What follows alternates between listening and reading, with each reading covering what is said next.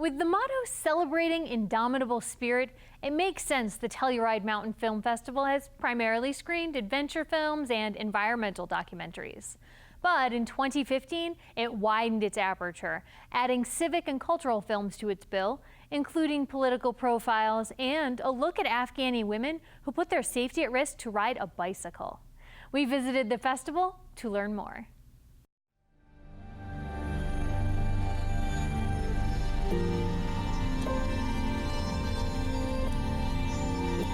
Our mission at Telluride Mountain Film is to have an impact, is to change people's perceptions, to deepen what they think about the world and really inspire. We got started as a rock climbing festival in 1979. We've evolved way beyond that into other adventure sports, then environmental issues, human rights issues, but we're also looking for films and people that move us, that we feel are making a difference in the world, that can really impact our audience's way of looking at the planet. This is my favorite film festival in the world. Not only is it sort of my tribe of people that I get to be speaking to, but it's considered up there with other filmmakers.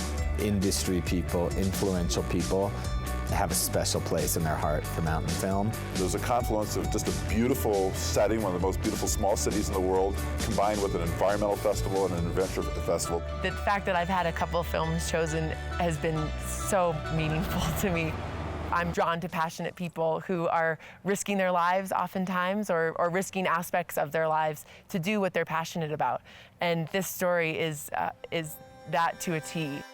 Afghan Cycles is a feature-length documentary that looks at the brave women who are daring to ride in Afghanistan right now. Cycling is still taboo for women, and every time they get on a bike, they do get many threats. They've been run off the road, you know, but their love for the bike and their love for what the bike can represent is worth it for them.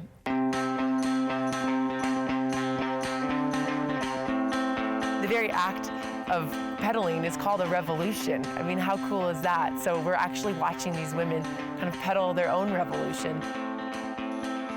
Not only can they run errands efficiently and get to school safely and get to work safely, they don't have to be reliant on a man to do that, which is, of course, why it's so controversial in that country. A Line in the Sky is a movie about Tommy Caldwell and Alex Honnold, two of the greatest climbers of our generation, teaming up to make the first ascent of the Fitzroy Traverse, which is in Patagonia, Argentina, and it's one of the most iconic mountain formations in the world. The full Fitz Traverse is the biggest project waiting to get done. 7 beautiful summits all lined up in one straight ridge. We climb all of those peaks in one go. It's an objective that has been talked about for a long time. You know, who's gonna do it? Wait, Tommy? You mean the rock climber? Sky, come on. Oh. It's really funny. They're really funny. And it's so cool to have that because underneath you're like so aware that what they're doing is so incredibly dangerous, difficult, and challenging. That's right where we were, right where that came down. It's a very, very serious place that should not be taken lightly. Whoa! These are some of the greatest human achievements. They're in like the most beautiful, remote places on Earth. It's very much action and adventure, but the question is what action and adventure we embarking on. Those people who travel into dangerous areas, they're taking great risks, but life is always risks. Well, I started off a few years back making a film about my father who died in December 2010 working for President Obama. He actually collapsed in Hillary Clinton's office, and he was a special representative for Afghan and Pakistan. His name was Richard Holbrooke. He'd been a lifelong diplomat.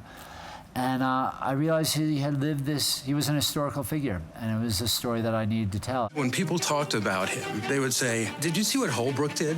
Did you see what Holbrooke said? He was so intent upon making his case, and I push open the door to the ladies' room, and he follows me in. It would be more energy every time he walked in a room. He was brilliant and demanding and petulant in the course of an hour. This was a big part of who he was. This film is a political film, it's a personal film, it's a love letter to diplomacy. It's a son trying to understand his father better in death than he did in life. And I felt my father had more to say.